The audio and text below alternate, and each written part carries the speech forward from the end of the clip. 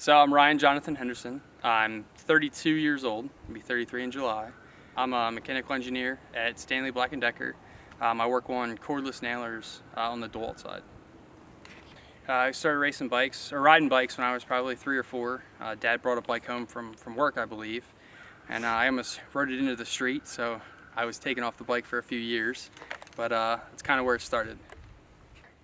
I love racing and riding bikes because it's an individual sport. You know, no matter what, it's kind of a battle against yourself more than somebody else. I crashed a bike. I was getting ready for, I guess, my pro debut back in 2007. I going into a corner and just hooked my foot and it ripped me off the bike. And as soon as it happened, yeah, I kind of yelled to myself, "Oh shit!"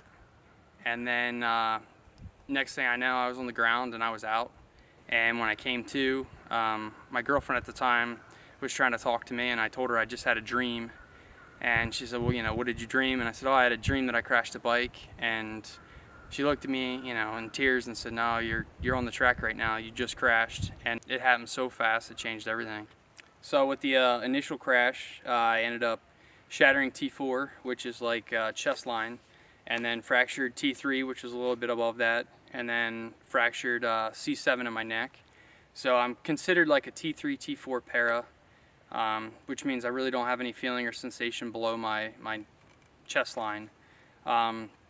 But I ended up with collapsed lungs, and I had all kinds of issues in the hospital. So it was 2 months of hell trying just to get my body to adapt.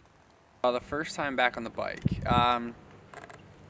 I got on the bike. I was ecstatic. You know, it was the only freedom that I think I had in years. The only time that my sole purpose and my sole thought was, you know, how do I do this? So it eliminates your thoughts about anything else.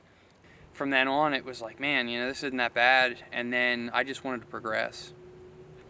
I returned to the track and then had a really bad crash racing motocross in Michigan. I believe it was like May 21st of 2010. And I actually re-broke my back and then raced another hour on it. So had to have new rods and all put in, and that was kind of the second bad injury. You know, I broke my back the second time and was kind of trying to find something that was a little bit safer for a little while, and then kind of got pulled in with some of the Maryland Ravens wheelchair basketball players, and they kind of mentored me, and they had similar lifestyles, so kind of followed suit, and then kind of followed them onto the court. After I've had 2 bad accidents after the first one that paralyzed me, and I think there are times where I think it scares everybody, and I think it kind of puts them back in a similar place that they were in before. You know, I know that they love me, and I think those moments just kind of reiterate everything.